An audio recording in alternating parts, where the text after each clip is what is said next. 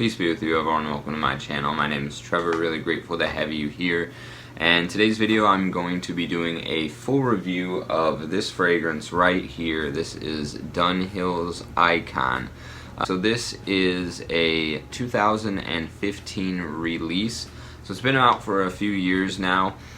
It was essentially a fragrance that the brand of Dunhill was using to relaunch the brand. They'd been around for a long time, a classical brand with a few noteworthy vintage fragrances, Dunhill Edition being one of those that I particularly enjoy. They were relaunching the brand using this as the flagship fragrance for that. The perfumer is Carlos Benaim, and he also has done, he worked as part of the team that brought us this fragrance, Spice Bomb Extreme.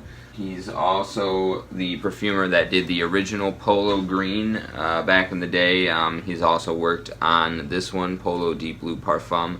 I don't own the original Polo Green, so he's worked on the Polo fragrances. He's also done this one here, Chic for Men, really nice little hidden gem watermelon sandalwood fragrance, Chic for Men. He's done this one from the brand of Dunhill. This is what is this one called? Dunhill's Century. So he's done Dunhill Century, which actually bears quite a bit of resemblance in terms of scent profile to Icon. This is actually probably the only fragrance in my collection that smells anything close to this, so this does have a very unique scent profile. A few other notable things about this fragrance. One is that it's a cheapie. I think right now prices are abnormally high. Usually you can get this for under $40. I think it's right around the $50 mark is where it's sitting at the moment. The other thing too is this fragrance launched a bit of a collectible line. There's a number of flankers to this fragrance. I haven't smelled any of those. I only own this original. They all come in this really nice packaging. This is a very heavy, hefty metal cylinder with some really nice ribbed, textured metal on the outside here, and all the flankers come in this really nice presentation with different colored metal on the outside here. So there's a red one, a blue one, a green one, a gold one, a black one. So they do have a little bit of a collectability aspect to them, Dunhill Icon and its flankers. That's just a brief introduction, take a look at the perfumer and some of his previous works. And then, like I said, this Dunhill's Century is really the only thing in my collection that I think bears any resemblance in terms of scent profile to this fragrance. So it is a very unique scent profile, definitely something that is not being replicated on the market. It doesn't really have anything else sharing much of a DNA with it. So that being said, we'll go ahead and take a look at the notes of this one. For me, the main players that I get off of it are, first off, neroli. I think I've seen, I believe Aaron Terrence Hughes did a review on this one, and he said that he doesn't think there's actual real neroli in here. They're using an accord, but that neroli accord is very prominent in here and is like the main player for me. In addition to the neroli, which is the flower on the orange tree, so you get a little bit of a orange fruit kind of sensation from the neroli. And black pepper, so neroli and black pepper are the two that really stand out the most to me.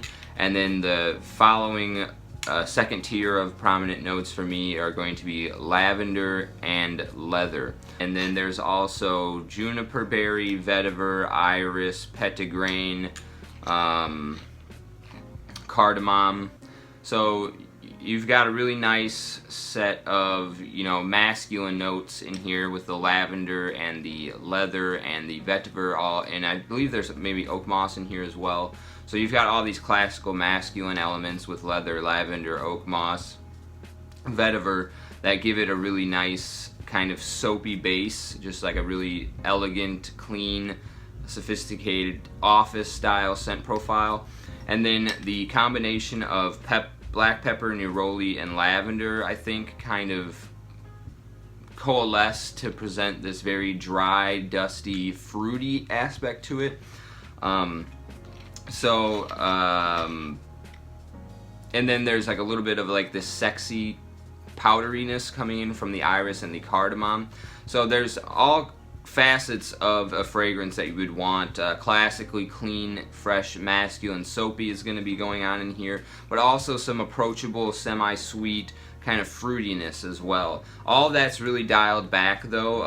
The fruitiness in here I would say is kind of like analogous to those LaCroix carbonated drinks where it's like basically just water with a hint of lemon or a hint of watermelon. It's kind of what you get here. You get like a hint of fruitiness from the neroli that either leans in a orange style fruitiness because it's coming off of the orange tree, or what actually happens to a lot of people, I don't personally get this, but they get a grape soda accord from the combination of the lavender pepper and neroli. So yeah, it's just got that very nice sort of grape fizzy soda accord. You know, maybe the fizziness is coming in from the black pepper. It gives it a little bit of that sparkly textural feel. And then the neroli lends itself to a slight fruity kind of overtone. And then the juniper berry in here also kind of adds to that effervescent fizzy quality, almost like a dry gin and tonic. One of the things you can think of in terms of wrapping your head around this fragrance outside of just simply looking at the notes is that it kind of has a grape fizzy soda accord or an orange Fanta soda accord kind of. But like I said, it's more similar to a LaCroix style like flavored carbonated water than an actual like sugary dense syrupy drink. And then like I said, a very dry gin and tonic. There's some juniper berry in here that lends itself to kind of that gin and tonic scent profile in addition to the neroli that gives it a little bit of like a grape gin and tonic per se. But those are like the fun approachable aspects of the fragrance. Other than that, like the dominant kind of leather, oak moss, lavender, vetiver, all of that kind of reins it all in and makes it a very nice kind of reserved and dry and serious fragrance. So while it is approachable because of the neroli, it is still a very serious and kind of you know, well put together fragrance. It's an ideal office grab. This is perfect for an office environment, I would say. And then another way to kind of wrap your head around how this smells, to me at least, it's kind of like a pepper infused soap. So you just kind of like have a bar of regular body soap and it's been infused with pepper, and it kind of gives off a little bit of that scent profile of something clean and refreshing, but then a little bit of a sparkliness from the pepper in there. Gives it a little bit of a kick, so you've got just kind of this clean creaminess from the soap, and then a little bit of like a strong confidence from the pepper. And finally, if I had to relate this to another analogy of how it smells, is it kind of comes off like if you were to take flavored or scented chalk, like grape or orange scented chalk, and you know, draw on a dry erase board or a chalkboard with it, and then clean it off with the eraser, and then smash those erasers to clean the erasers off. There's that cloud of chalk dust that's in the air. So it kind of like a grape flavored chalk dust from beating erasers is a little bit of what this smells like as well. Like grape or orange flavored chalk dust floating around the air, because it has such a dryness to it, like a dry gin and tonic, or like the dryness of chalk dust, with that little bit of a fruity, approachable, fun quality. So that's the perfumer note breakdown and kind of note or scent profile metaphors that I could come up with. Okay, let's go ahead and check out the atomizer on this one as well. Go ahead and get the cap off and spray this one on. Okay, really nice distribution, good amount of juice and shine. So this one also has really good projection for about the first 2 hours. This is a pretty loud fragrance in my experience. Also a compliment getter and a great one to layer with other fragrances. I've layered this one very successfully with Ferrari's Noble Fig. As far as longevity it goes, after about that first 2 hours, it dies down quite a bit in terms of projection, and then I get about 5 to 6 hours tops on this one, so it's got moderate longevity and really good projection in the first 2 hours or so. Now, the best places to wear this fragrance, like I said, it's definitely a office staple, I would say. It's perfect for that environment. It has a very sterile quality to it, while in conjunction with its approachable fruitiness, so it's a really well-balanced fragrance in that respect. Yeah, office wear, daytime is going to be more, this is better suited for daytime because it has like a brightness to it because of the neroli. Spring, summer, and fall I think are going to be perfect occasions for this fragrance. More so spring and fall. It does have a definitive like transitional atmosphere quality to it. It's like a little bit dry for the summertime, but still perfectly wearable because of the neroli, and it is just a little bit tame for the cold winter. I don't think it's going to be projecting enough to combat the cold, but spring and autumn I think are ideal for this one, and perfectly wearable as a summertime fragrance as well. But I think this is going to be what best suited for climate controlled office environments. Daytime and then mostly any season, but ideally spring and fall for this one.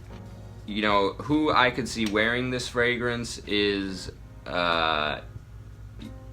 like I said, office is going to be a good place for this one. So people in their mid-20s, I want to say 25 and up, is going to be well suited for this fragrance too, because it has like a little bit of more of like a dry, conservative, austere quality to it. Well, like I said, while being balanced with that approachable kind of fruity fizziness, it still is predominantly something that is a little bit more like somebody that when they laugh at something they just crack a smile and they don't actually like belly laugh. It's like someone with that a little bit of like a dry humor kind of vibe I think is going to be well suited for this fragrance. So yeah, overall, if I had to also in terms of people that like a profession, I could see like an accountant, a lawyer, just these typical office type of environments. Somebody working in those, somebody like a professor, somebody working in academia, I think is going to be fine suited for this one as well. Not necessarily a introverted person, but definitely not an extroverted person. I think this is somebody that is I don't know what the word for like both extroverted and introverted, but this is somebody that doesn't necessarily want to stand out. They're a little bit of a wallflower, but they have no problem with confrontation and putting themselves out there if they need to, but they prefer not to. Somebody that's not afraid to get into a fight. They're not afraid to meet the enemy, but they prefer not to do that if need be. That's kind of the vibe that I get off of this one.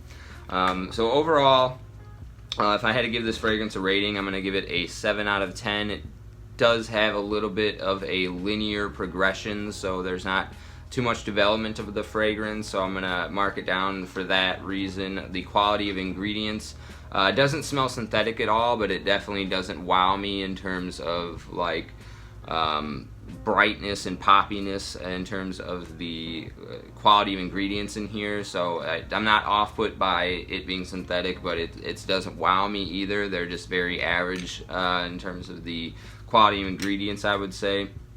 Presentation is really nice, and like I said, you can get it for right around the $50 mark right now. So I think it's a great deal, and yeah, 7 out of 10 is going to be my final rating for Dunhill's Icon. I think this is a great one to own in your collection though, and a really perfect cheapie. And yeah, definitely like it enough to want to explore some of its flankers moving forward. Let me know if you've tried any of those in the comment section down below, what your rating for this fragrance is if you've tried it. And I always appreciate you sticking with me to the end. I'll see you in the next one. Take care.